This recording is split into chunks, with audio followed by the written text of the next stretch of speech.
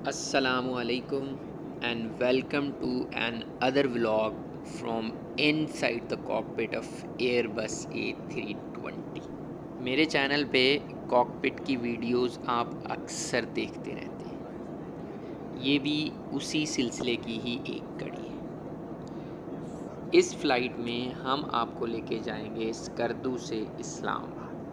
ये 45 मिनट्स की फ़्लाइट थी जिसको हमने कन्वर्ट किया है 14.5 मिनट में। फ़िलहाल आप टेक ऑफ देखें।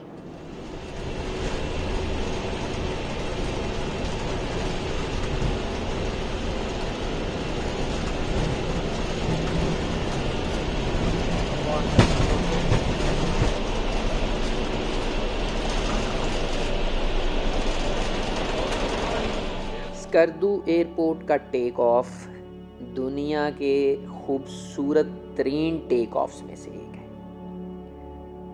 और उसकी वजह यह है कि इसका टेक ऑफ ऑलमोस्ट 99% वेस्ट से ईस्ट की जानिब होता है।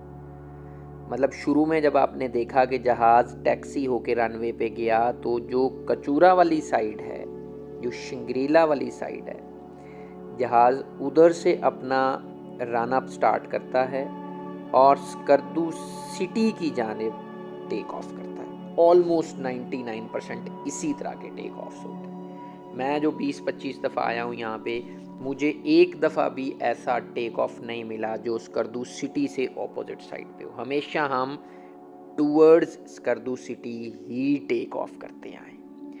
जहाज़ टेक ऑफ करने के बाद स्कर्दू सिटी के ऊपर से गो अराउंड करता है या यू टर्न लेता है और वापस वैली से बाहर निकल जाता है।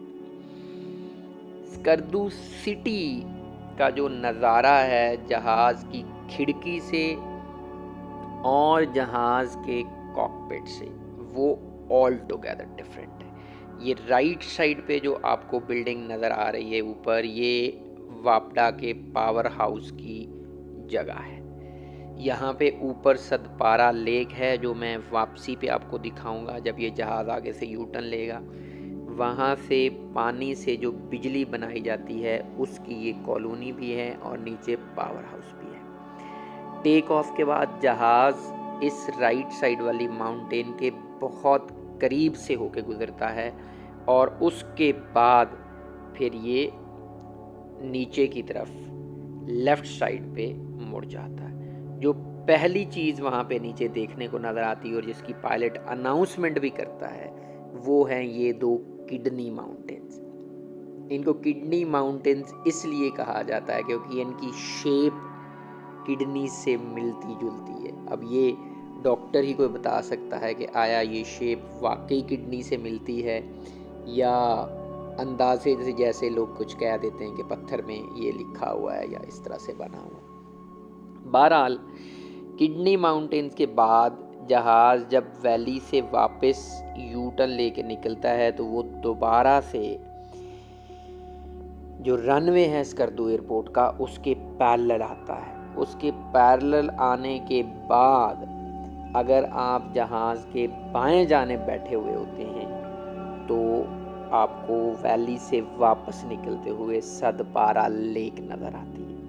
यही लेक टेक ऑफ पे जो लोग दाएं तरफ बैठे होते हैं उनको नज़र आ रही होती है, और जो बाएं बैठे होते हैं वो जब जहाज़ आगे से गो अराउंड करके आता है तो ये लेफ़्ट साइड पे आपको सदपारा लेक नज़र आ रही है। इसी से स्कर्दू सिटी को पानी फराहम होता है और इसी से ही बिजली बनती है। यही रास्ता फिर यहाँ से ऊपर जाके देवसाय नेशनल पार्क को चढ़ जाता है। यही सदपारा लेक है जिसके बिल्कुल ऊपर साथ ही सदपारा गांव है। वो गांव जिसने बहुत सारे कौमी हीरो पैदा किए, वो गांव जो लैंड ऑफ माउंटेनियर्स है। एक शिमशाल है पाकिस्तान में, शिमशाल की वीडियो में मैं आपको बता चुका हूँ, और दूसरा ये सदपारा है जहाँ से माउंटेनियर्स पैदा किए हैं पाकिस्तान ने, और बहुत बड़े बड़े नाम। हसन सदपारा मरहूम वो यहाँ से थे और मोहम्मद अली सदपारा का ताल्लुक भी यहीं से था। जहाज़ जब वैली से बाहर निकलता है तो ये ऐन शंग्रीला रिज़ॉर्ट के ऊपर से गुजरता है। शंग्रीला रिज़ॉर्ट आपके एग्जैक्ट नीचे होता है, और वो सामने जो आपको अगली लेक नज़र आ रही है वो अपर कचूरा लेक है, देसवाल।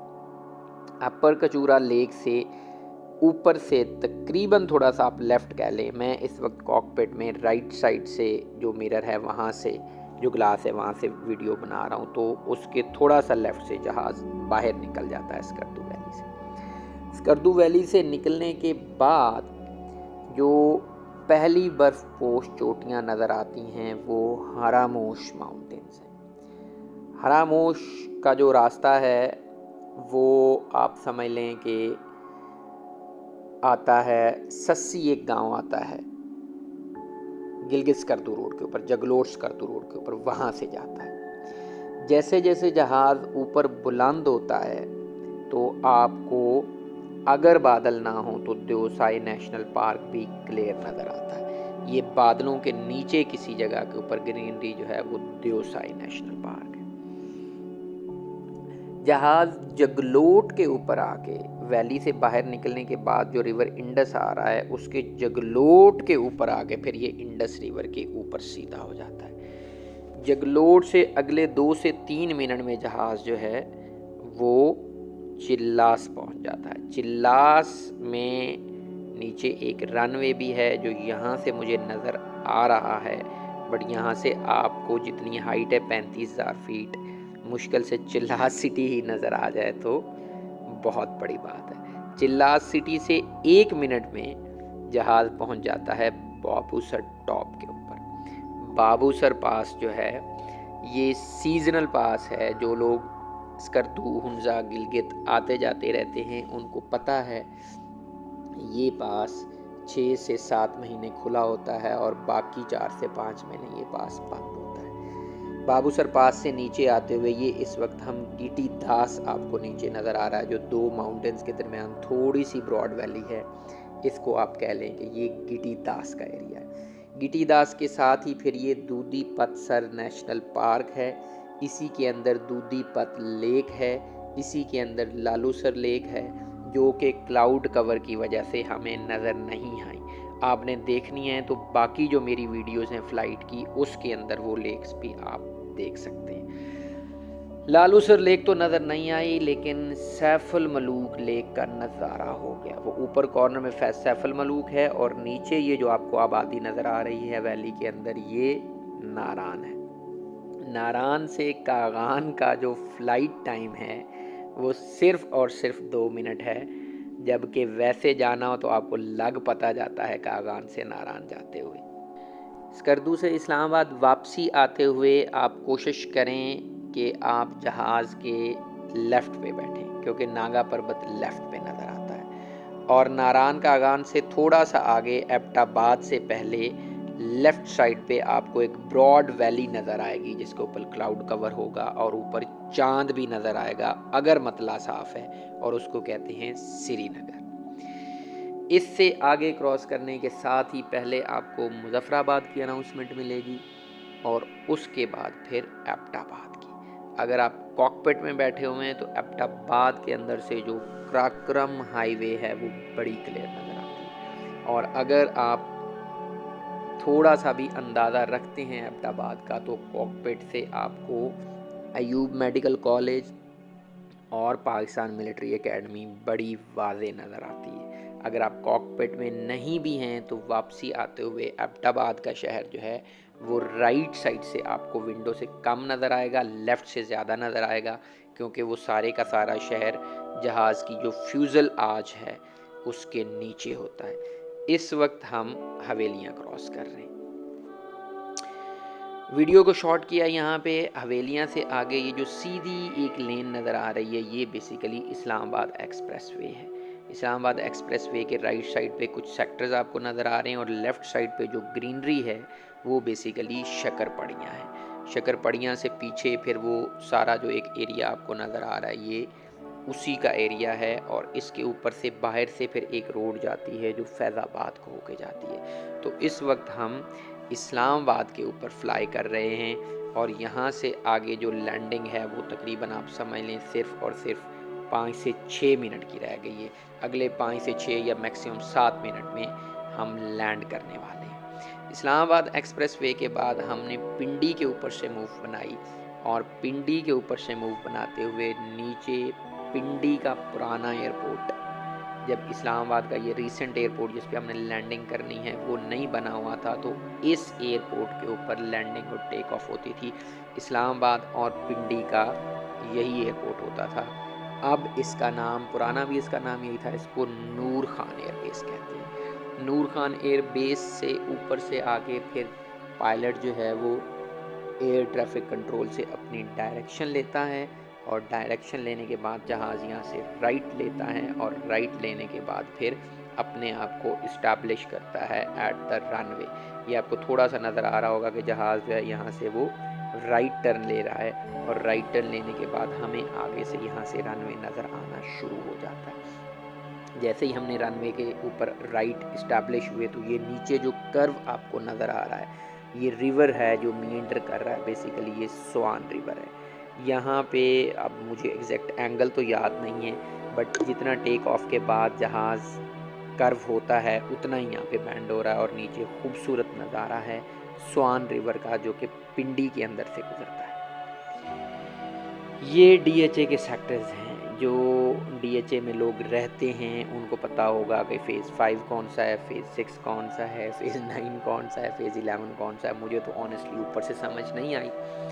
और फिर इसके साथ ही आगे जो नई सोसाइटीज़ बन रही हैं यहाँ पे वो भी ऊपर से सारी क्लियर नज़र आ रही होती हैं। जैसे मोटरवे के उस तरफ अल-मुमताज़ सिटी बन रहा है या लेफ़्ट साइड के ऊपर जितनी नई नई सोसाइटीज़ यहाँ पे डेवलप हो रही हैं वो यहाँ से, क्योंकि जहाज़ की हाइट इस वक्त मेरे ख्याल में कोई 3000 फीट होगी अबव सी लेवल, तो उसके अकॉर्डिंगली फिर नीचे जो इवन इंसान भी आप कह लें कि नज़र आ रहे होते हैं चलते हुए। बहरहाल हम इस्टेब्लिश ऑलमोस्ट हो चुके हैं यहाँ से, क्योंकि दूर है थोड़ा सा नज़र नहीं आ रहा। ऑलमोस्ट हमारा जहाज़ जो है वो इस्टेब्लिश हो चुका है रनवे के ऊपर और हम रनवे पे लैंड करने जा रहे हैं। ये नीचे कोई सोसाइटी नज़र आ रही है जिसकी ये वॉल भी बड़ी दीवारें चीन की तरह की नज़र आ रही है। अब मुझे तो ऑनेस्टली इसका नहीं पता ये कौन से वाली, जिन लोगों को फैमिलियरिटी होगी वो इसको देख के बता सकते हैं। हमें राइट साइड पे यहाँ पे एक और रनवे भी नज़र आया कॉकपिट के अंदर से। वो रनवे शायद पता नहीं कामरा का रनवे था या अटक में या वाकैंट में, मेरे ख्याल में कोई रनवे था। आगे चल के शायद मैं आपको दिखा सकूं, वीडियो तो मैंने उसकी बनाई थी। तो अभी हमारा जहाज़ जो है वो एग्जैक्टली 100% रनवे के ऊपर इस्टेब्लिश हो चुका हुआ है। ये आपको डायल मीटर्स भी नज़र आ रहे हैं और सामने बिल्कुल ये देखिए ये नीचे से मोटरवे क्रॉस कर रहा है और मोटरवे के ऊपर से होके हम अपने आप को इस्टेब्लिश कर रहे हैं वो सामने रनवे। सच्ची बात है मुझे तो टेक ऑफ ही अच्छा लगता है, लेकिन कॉकपिट में बैठ के लैंडिंग भी जहाँ बहुत ही आला लगती है। तो जितना स्कर्दू से टेक ऑफ खूबसूरत है उतनी ही इस्लामाबाद की लैंडिंग भी खूबसूरत है। ये थी हमारे आज की कॉकपिट वीडियो। उम्मीद है आपको पसंद आई होगी। पसंद आए तो लाइक कर दें, फ्रेंड्स के साथ शेयर कर दें, चैनल को सब्सक्राइब करना ना भूलें। आपके कान मैंने बहुत खा लिए, अब आप लैंडिंग देखिए। 100 50 40 30 20 retard